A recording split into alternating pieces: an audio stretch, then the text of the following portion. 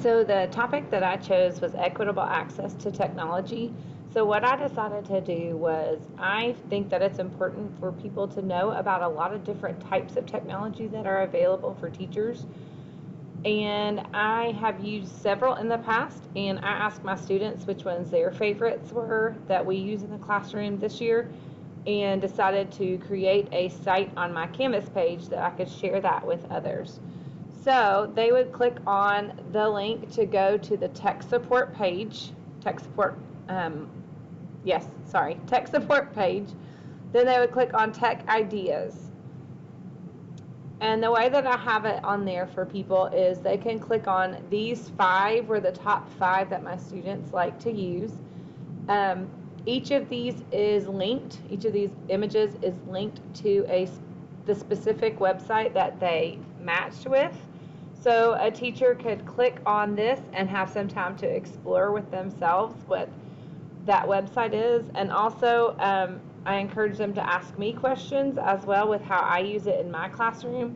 I feel like exploration, though, is one of the best ways that people can use or can learn how to use technology themselves. I think until you really get in there and attempt it yourself, then you don't realize how beneficial it can be. So one of the things that my students use the most in their independent work time is Hour of Code. So if they clicked on that link, it would take them straight to the Hour of Code.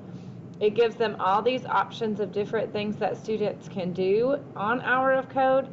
And my students know that they immediately go to start learning. They click on grades K through 5. And once they do that, there are all kinds of options for them to choose from down through the website. And mine know the ones that they specifically choose. We don't have an account on there for them to use. They just use like the general free program on there. So I'm trying to go to the one.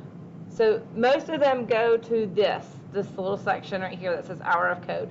My students have found that the ones that are like the recommended, these top 3 are some of their top 3.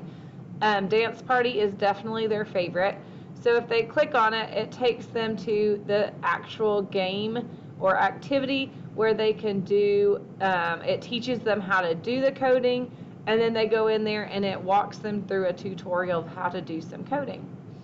Another tech idea that's on there is the animal adaptations. This has been a great resource for me for my science class. We've used this for assessing. We've also used this for research. It has different activities over here on the side. I'm not sure why that link's coming up. But their favorite is called Build a Bird. And so on that one, they can go in and they create a bird using the different adaptations that the animals might have, different parts of the bird. So they can pick the wings. It's not working right now for some reason. They could choose heads, they could choose all the different things, and then it gives them a percentage of how well that animal would survive in the habitat they chose. So that's a great resource that they use, that we use in science class quite a bit. The next one is Kahoot. If you take them there, then a teacher can set up their own free account. I did not give them access to my account because I just personally don't want to do that, but I think that giving them the chance to explore, they can click on explore content at the top, they can click on log in, and if they wanted more help with it, then I could even give them a Kahoot to play to practice that in the classroom. Next, Nearpod, the same thing for Nearpod. It's linked to go to the Nearpod site. They can sign up for free, or actually our district has a login for us if we log in through our ClassLink account. So they could log in through there and have some time to explore our library that's on there, as well as the library for Nearpod specifically. And the last one is Flipgrid.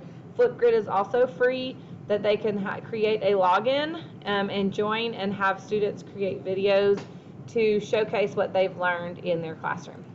So that is what I would like to share with the teachers in my building specifically. And I could share it during a faculty meeting so they know that I use these, and they also know that they can come to me with questions.